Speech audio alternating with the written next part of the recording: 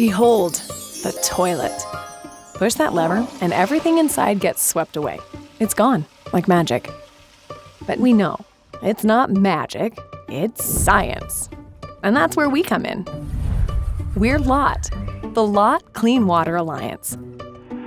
We clean the wastewater from the urban areas of Lacey, Olympia, Tumwater, and Thurston County, Washington, known as LOTT, LOTT for short. Every day, we take care of the water that is flushed and drained in thousands of homes and hundreds of businesses, an average of 12 million gallons of wastewater every day. That's a lot of gunk, but we got this.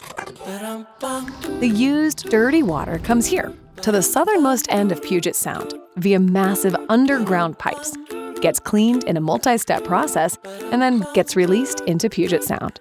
At the Bud Inlet Treatment Plant, science and technology are used to clean water. This takes a lot of hard work by skilled technical experts and billions of microbes, and it takes a lot of complex equipment and energy. And your efforts in being careful with what you flush help too. But it's worth it to ensure that all the wastewater from our homes and businesses does not harm Puget Sound or our precious water resources. Bum, bum, bum, bum.